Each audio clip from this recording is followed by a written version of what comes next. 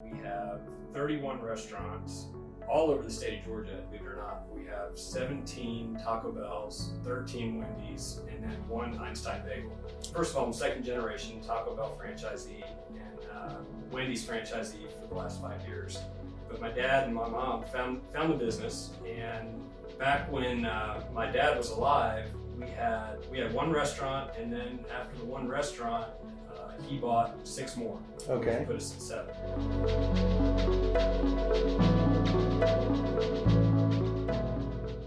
Welcome to Connections. I'm Glenn Gould, and Connections is our program where we connect people of influence and business leaders and community leaders that we have the fortune of knowing or serving with our constituents. And so today we're really fortunate to have somebody that I've been wanting to talk to for a long time. Doug Augustine with Georgia Texas Enterprises. And Doug, thank you so much for taking a few minutes with us. If you don't mind, just share a little bit about what Georgia Texas Enterprises is so that people will understand, because folks may drive down 34 and see the sign but not know what it's all about. Yeah. Georgia Texas Enterprises is a restaurant management company. We have 31 restaurants all over the state of Georgia, and 2 in North Carolina, believe it or not. We have 17 Taco Bells, 13 Wendy's, and then 1 Einstein Bagel. Wow. So that's and the Einstein is here. I know that because we frequent it. Yeah. And we frequent it. Okay, so obviously that keeps you quite busy, and you probably do a lot of. Are you out in the stores a lot, or is it mostly you're working on the business in the building, or how's that work for you? Yeah, no, great question. In fact, I read a book a long time ago, and it's The E-Myth by Michael Gerber, and he talked about working on your business, not in your business. And I'm second generation Taco Bell franchisee and Wendy's franchisee for the last 5 years. But my dad and my mom found the business, and back when my dad was alive, we had 1 restaurant, and then after the 1 restaurant, he bought 6 more. Okay. Put us at 7. And my dad and I were working in the business. I mean, I was in every single restaurant, putting out fires and just working in it. Right. And unfortunately, my dad died of a sudden and unexpected heart attack in '98. Ooh. I was 25, 26 years old, took over the business, and found out real quick that we had some opportunities to get better. And I lived in the store, and in that book, I ended up finding it, and I said, you know what, I can't do all this by myself. Even now we have 31 restaurants, but back then, even with 7 restaurants, right, it was too much. So I just started surrounding myself with great people. I started hiring just the best restaurant managers I could find, and just grew them and developed them. And over time, I've been able to work on the business and not in it. And it really is because of just having great people. Yeah, well, that's one of the things that you probably be a great resource to understand, because especially in your industry, I mean, it's no secret if you're in fast food that you're dealing with folks who may be at a little bit lower end of the pay scale. And I know that we've had a challenge in our business, just especially with COVID, just keeping people and keeping them engaged. I mean, people are under such stress, and the family is kind of under a lot of pressure at home. And how have you say you got great people? Is it just trial and error and teaching them the way that your core values are, and just over and over you slowly have gotten to that point? Yeah, it's evolved over time. Probably one of the greatest things that I did back in 2015 is I hired a business coach. And, again, it's this whole principle of working on your business. How can you get better? Sure. And really my whole MO is just trying to get better each and every day. And I got to a point where I felt like I couldn't get us any further than we were. And I said, I'm going to get a business coach. And the first thing the business coach did is he said, what are your core values? What do you guys stand for? And at the time, we had absolutely no idea. Yeah. And so over the last 5 years, we've evolved into a company with core values. We've got a core focus, and it's been really a people first culture. Yeah. And so now what we do, and it's real simple, is we hire and we fire by our core values, but we take care of people. It's being reliable, it's being responsible, giving your personal best, it's being honest, being trustworthy. And if you have those things, then you're going to do well with us. And if you don't, then you're probably not going to have a job with us. But I'll give you a great example with the COVID. Is our people have worked so hard to keep our stores open and keep them safe, and to feed the community. Yeah. And everybody, during COVID and the lockdown, they're like, where am I going to eat and what am I going to do? And we had the opportunity, to keep our drive-thrus open. And so our employees, they've been there and they worked extra hard just to do the right thing. And just 2 weeks ago, we gave every single employee in our company, we've got over 1,000 employees, we gave them all a $250 bonus. Wow. If you had worked since March 1st Sure. with our company.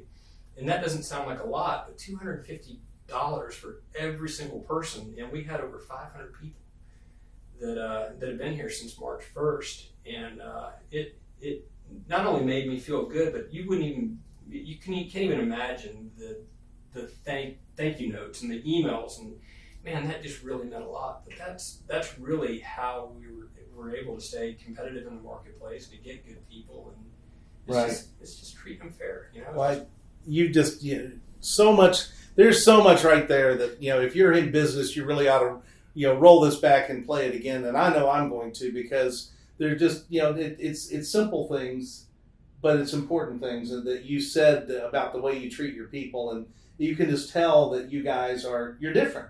You're not the everyday small business, and obviously you've been rewarded with a lot more business because of it, and great people. I want to go back to your dad and your mom, because we have a little bit of a connection. Apparently they were in the dry cleaning business at one time. Yeah, exactly. In fact, my dad was in sales, and he traveled a lot when I was growing up as a kid. And it used to drive him crazy that he couldn't get his clothes cleaned and back within a week. Right. So he'd come home and it'd be just a really quick unpack, pack kind of scenario, and he never had any clean clothes. So, my dad being the entrepreneur, he said, you know what, I'm just going to open up my own dry cleaner. And that's precisely what he did. And where was it? So before we lived in Coweta County, we lived in Kansas. We lived in a small town called Kansas City, Kansas. And he opened up a Comet Cleaners. Sure. And this is the kind of person my dad was. He's like, not only am I going to open up a dry cleaner, but I'm going to open up a dry cleaner that you can get your clothes back in 1 hour. Now, I don't know if you can do that. Well, yeah, the 1 hour thing is kind of, it can be done, but boy, it is a disruptor. It really is, yeah. Yeah, so that was back in the 80s. Right. So we had the 1 hour service, and to your point, not many people took you up on the 1 hour right. service, but he was like, I want my stuff clean, and I want it clean quick. Sure, yeah. Well, that's it's great to know that. Sadly, we have another connection, and that is my dad was in sales. My dad died of a massive heart attack unexpectedly. So, what kind of sales was he in? I'm curious. So his whole entire life, my dad's just been a wheel under dealer. Yeah. And I think that's where I get the relationships matter, because right. they really do. But when we lived in Kansas, he was working for a company that probably everybody's familiar with. It's Gott Corporation, and you might not be familiar with the name Gott. Right. But the orange coolers that you see sure, on the sidelines, football games. Yeah, so that's what my dad sold. He worked for a company in Winfield, Kansas that made those coolers. Neat. And Rubbermaid ended up buying them out. And right. That's how we ended up in Coweta County. And I was 15 years old when we moved here. So you guys can do the math, but I lived here for, 33 years. So I've lived here a long time, and I've seen right. a lot of growth, a lot of changes in Coweta County, and it's just been a great place to raise my kids. I've been married for 20 years, got 2 boys, and we love it here. We absolutely love it. Well, yeah, and speaking of Coweta, it is a wonderful place to live, and having lived here as long as you have, you've lived here a lot longer than we have, twice as long. I imagine you've seen a lot of change, and because you're in the business you're in, I also imagine that you probably know a little bit more about what's going to change than the average person does. Is there anything that you would really kind of be surprising? Or, like, for example, when the exit went in up here where Piedmont is, I guess it's 44, is that what it is? Yeah. Right. When Piedmont goes in, that the other stuff's coming, right? Yeah. And I think you got a Taco Bell down the hill from them, right?